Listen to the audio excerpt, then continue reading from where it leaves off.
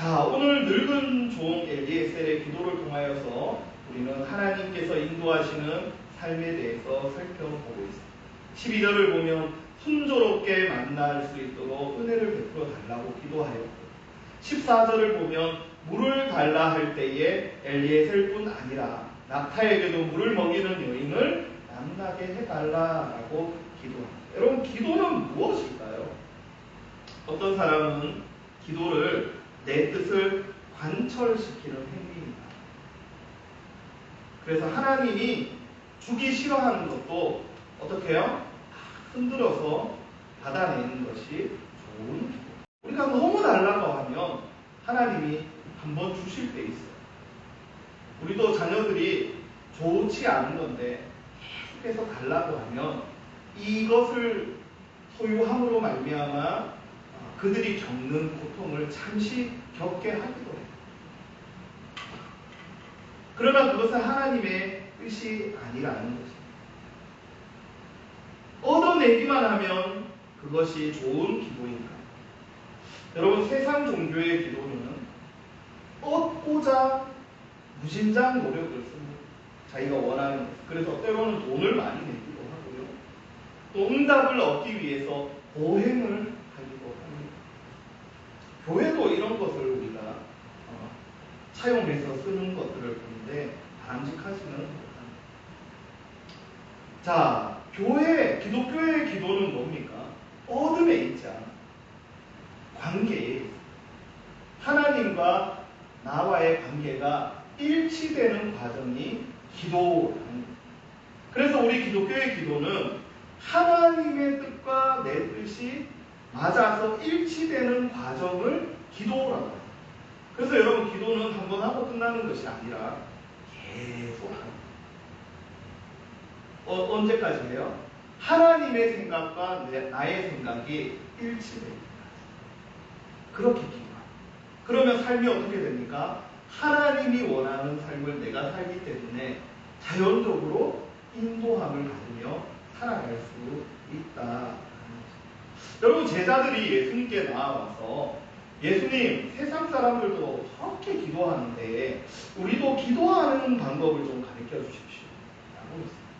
그때 예수님께서 주기도문, 우리가 잘 알죠. 주기도문을 가르쳐 주셨는데 그 주기도문에 보면 이런 문구가 있습니다.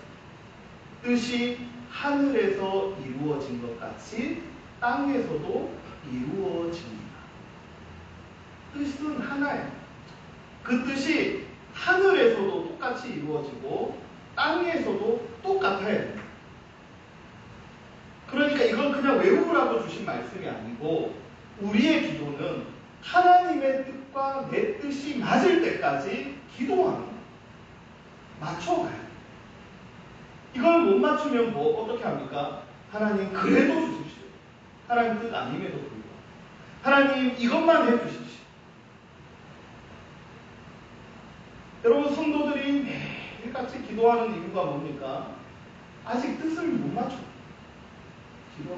기도할 수밖에 없습니다. 쉽지 않은 일이기 때문입니다. 그래서 어떤 사람의 기도는 그 과정이 매우 길어집니다.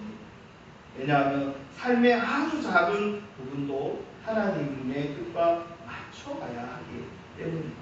오늘 종 엘리에셀은 득달같이 학벌을 묻거나 가문을 묻거나 어떤 조건을 묻지 않고 기도합니다. 하나님이라면 어떤 배우자를 준비하십니까? 그것을 기도하니까 엘리에셀의 기도는 명확해졌습니다. 하나님이라면 내가 사랑하는 주인 아브라함의 아들, 그의 아내로서 이런 여인을 하나님께서 준비하셨습니다. 그리고 그 준비하신 하나님의 뜻대로 엘리에셀이 오늘 기도합니다. 그것을 어디에서 알 수 있느냐? 여러분, 오늘 본문의 15절을 보면 이렇게 말씀합니다. 말을 마치기도 전에. 여기서 말은 기도를 얘기합니다.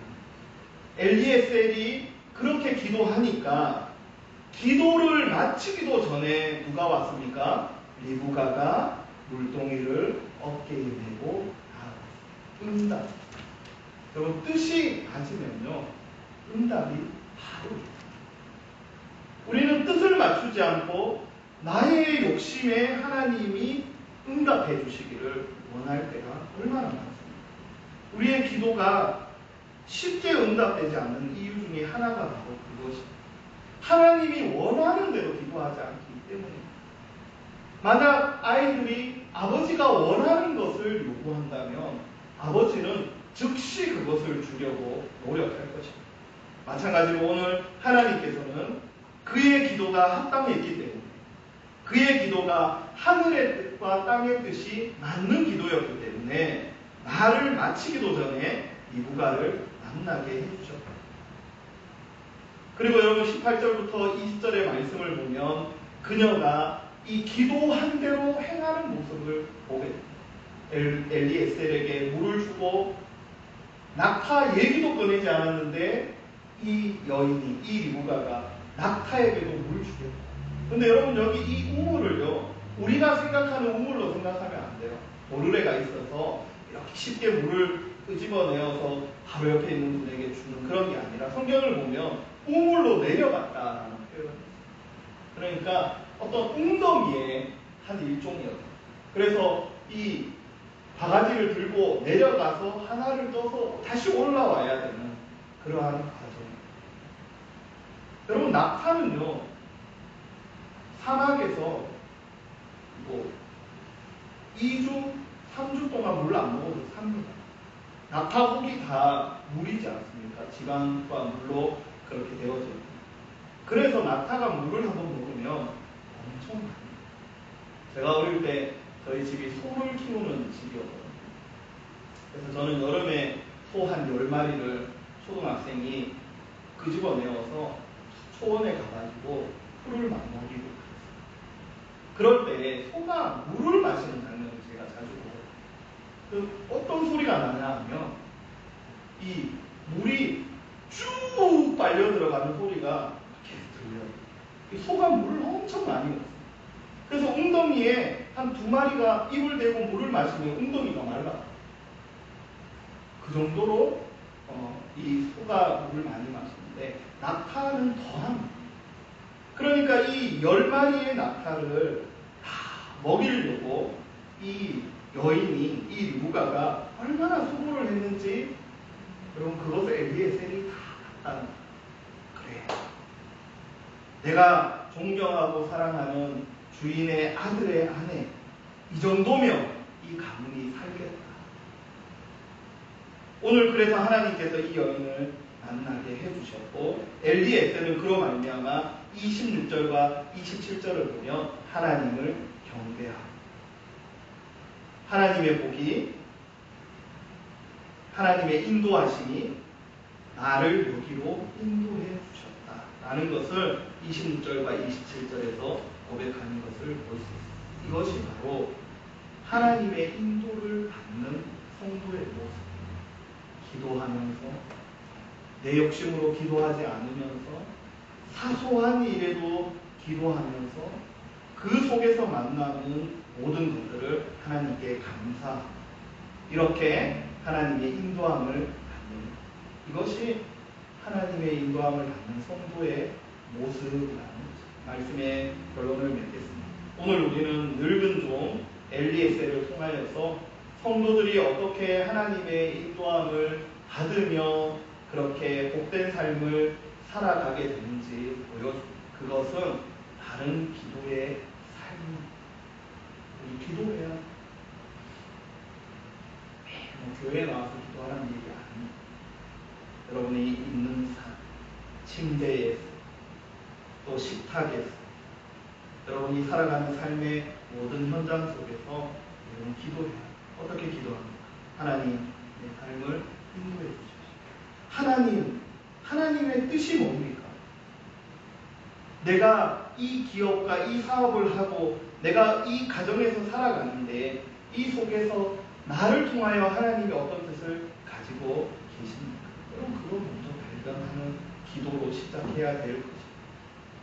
그리고 여러분 바른 기도는 내 뜻, 나의 욕심과 욕구를 얻어내는 기도가 아니라 하나님의 뜻에 나의 지식과 감정과 의지를 맞추어 가는 것이 기도입니다.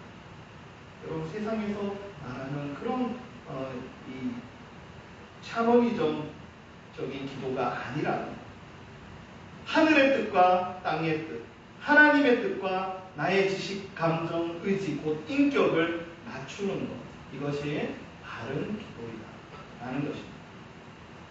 마지막으로 우리는 이 우물가에서 무엇을 위해서 기도해야 할까요? 여러분, 교회는 하나님이 파놓으신 우물입니다. 이곳에서 우리는 무엇을 기도해야 됩니까? 참 남편이 아버지 되시는 참된 구원자 메시아가 되시는 예수님을 만나게 해달라고 우리는 기도해야 합니다. 가장 귀한 만남은 예수님을 만나는 것.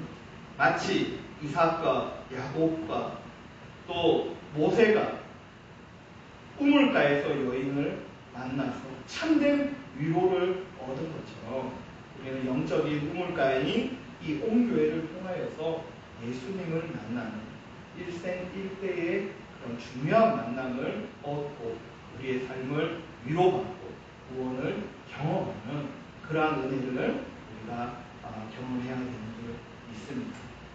그런 은혜가 있기를 주님의 이름으로 축복합니다.